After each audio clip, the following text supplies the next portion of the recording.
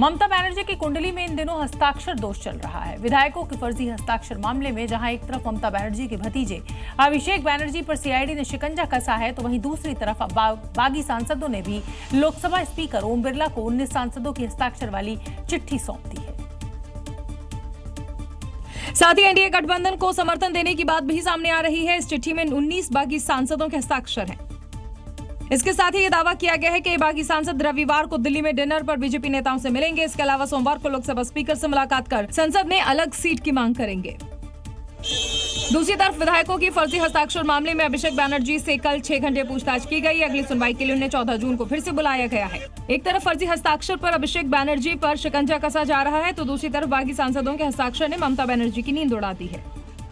इस हस्ताक्षर दोष में पहले विधायकों और फिर सांसदों पर से ममता बनर्जी की सियासी पकड़ कमजोर होती नजर आ रही है। वहीं अभिषेक की वजह से जो पहले करीबी थे वो भी अब अल्टीमेटम दे रहे हैं। और इस समय की बड़ी खबर आपको बता दें, टीएमसी के बागियों का फाइनल फैसला जल्द हो जाएगा। रविवार को दिल्ली में मुख्यमंत्री शुभेंदु अधिकारी से बैठक है। दिल्ली आएंगे पश्चिम बंगाल के मुख्यमंत्री, बागियों के साथ बैठक करेंगे। लेकिन उधर टीएमसी खेमे में जो सांसद हैं या विधायक हैं, उनका कहना है कि 19 सांसदों की संख्या हो नहीं पा रही है और एंटी डिफेक्शन लॉ अगर लागू होगा तो ये जो सदस्य हैं, बागी सदस्य, इनकी सदस्यता रद्द हो जाएगी। हार के बाद ममता बनर्जी के ऐसे बुरे दिन शुरू हुए जो थमने का नाम नहीं ले रहे। टीएमसी के दो फाड़ होने के बाद अब ममता बनर्जी एक नई मुसीबत में फंसती नजर आ रही हैं। उनके खिलाफ कोलकाता के एक थाने में एफआईआर दर्ज की गई है। एफआईआर विधानसभा चुनाव प्रचार के दौरान दिए गए उनके एक बयान को लेकर है। ममता बनर्जी पर आरोप है कि उन्होंने चुनाव प्रचार के दौरान एक विशेष समुदाय को लेकर विवादित टिप्पणी की है, जिसमें सांप्रदायिक सौहार्द बिगड़ सकता है और समाज में नफरत फैल सकती है। वहीं दूसरा झटका देते हुए सीएम शुभेंदु अधिकारी ने ममता बनर्जी के करीबी एक विज्ञापन एजेंसी के खिलाफ मनी लॉन्ड्रिंग मामले की जांच के आदेश दिए हैं। इससे पहले ममता बनर्जी को झटका देते हुए दिल्ली में टीएमसी ऑफिस पर ताला लगा दिया गया था। उनके और अभिषेक बनर्जी के पोस्टर को हटा दिया गया था। यही थी ममता बनर्जी की ब्रिगेड की फोटो के साथ एक बड़ा सा साइन बोर्ड। सब कुछ उतार लिया गया है और घर के अंदर से सामान भी खोल दिया गया है। एक तरफ ममता बनर्जी का कुनबा बिखरते जा रहा है, तो वहीं दूसरी तरफ दीदी पर कानूनी शिकंजा भी कसते जा रहा है। और पश्चिम बंगाल से इस समय की बड़ी खबर, अभिषेक बनर्जी के घर एक बार फिर सीआईडी की टीम पहुंची है। अभिषेक बनर्जी पर हिंसा भड़काने का आरोप लगाया गया है। अभिषेक बनर्जी से पूछताछ के लिए सीआईडी की टीम पहुंची है। कल फर्जी हस्ताक्षर मामले में हुई थी लंबी पूछताछ।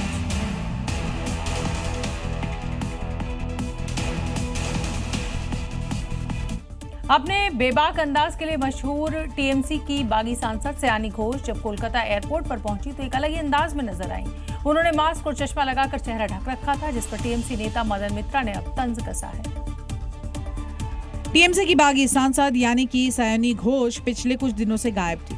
अब वो गुपचुप तरीके से कोलकाता वापस लौट आई हैं। दिल्ली से लौटते वक्त उन्होंने अपना पूरा लुक चेंज किया था ताकि कोई उनको पहचान ही ना सके। उन्होंने सिर पर कैप लगा रखा था, मुंह पर मास्क लगाया हुआ था और आंखों पर काला चश्मा पहना था। वो एयरपोर्ट से बिना किसी से बात किए तेजी कदमों से बाहर निकली और तुरंत अपनी गाड़ी में बैठकर रवाना हो गए।